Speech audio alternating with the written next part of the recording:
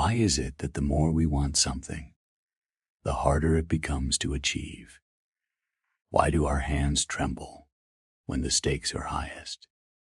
We believe that success requires a fierce, unyielding grip on our goals. We think that control means staring at the target until our eyes ache. But there is a secret known to the masters of old. The greatest obstacle to your success is not the difficulty of the task, but the shadow of your own self standing in the light. In a province far to the north, there was a young archer named Kaito. Kaito was a prodigy. He could split a willow leaf from 100 paces. He was fast, he was strong, and his precision was legendary. But Kaito had a problem. He was obsessed with being the greatest. Every time he pulled the bowstring, he wasn't just thinking of the arrow. He was thinking of the applause, the fame, and the fear of failure. He was a prisoner of his own ego. One day, Kaito challenged an old master who lived in a secluded mountain temple. The master, a man named Yoshi, accepted. Kaito led him to a wide, flat field.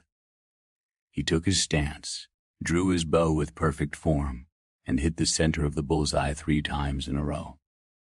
The crowd gasped in admiration. Kaito turned to the master with a triumphant smile. "Match that," he challenged. Master Yoshi didn't speak. He simply gestured for Kaito to follow him. They climbed high into the mountains until they reached a deep chasm. Spanning the abyss was a single, narrow, rotting log. The wind howled through the canyon, and the mist made the ground slippery. The master walked out onto the middle of the trembling log, stood over the terrifying drop, and calmly pulled out his bow. He aimed at a distant pine tree and loosed an arrow. It struck the center of a small cone perfectly. He stepped back onto solid ground and looked at Kaito. "Now it is your turn." Kaito stepped onto the log, but as soon as he looked down at the abyss, his knees began to shake. The wind felt like a giant hand pushing him. He tried to aim, but his vision was blurred by fear. He wasn't thinking of the target anymore. He was thinking, "What if I fall? What will they say if I miss? I am the great Kaito. I cannot fail." His attachment to his reputation had become a weight he couldn't carry. He fired his arrow, and it flew wide, disappearing into the mist. Kaito crawled back to the safety of the rocks, panting in shame. "I don't understand," he whispered. "On the flat ground, I am a master. Here, I am nothing." Master Yoshi placed a hand on his shoulder. "On the flat ground you are shooting at the target," the master said. "But on the log, you are shooting at yourself. You are so full of Kaito, your pride, your fear, your need to be seen, that there is no room left for the arrow. To hit the mark, you must first lose the archer." This story reveals the distortion that ego creates in our modern lives when we are too focused on the self, how we look, how we compare to others, what we stand to gain. We create a mental abyss. Our anxiety is the friction between who we are and who we want the world to think we are. We think we are in control when we are aggressive, but true mastery is found in stillness. In the philosophy of Zen, the archer and the bow are not 2 separate things. They are one movement.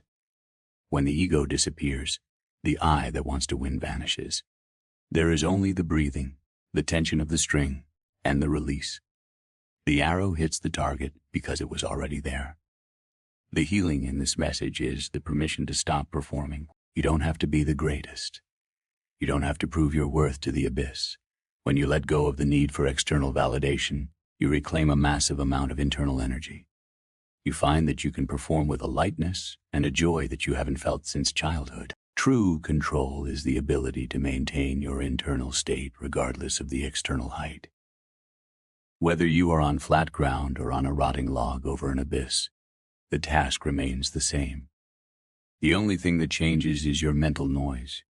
By practicing the absence of ego, you clear the smoke from the battlefield. You see reality as it is, not as your fears imagine it to be. As you go through your day, notice when the archer is getting in the way. Are you working to do a great job, or are you working to be seen doing a great job? Are you listening to understand, or are you listening to win? I invite you to practice the invisible target today. Do one thing, just one thing, for the sake of the act itself, with no thought of the result. Write a letter without thinking of the reply. Do a task at work without thinking of the praise. In that moment of selfless action, you will feel a strange and beautiful power.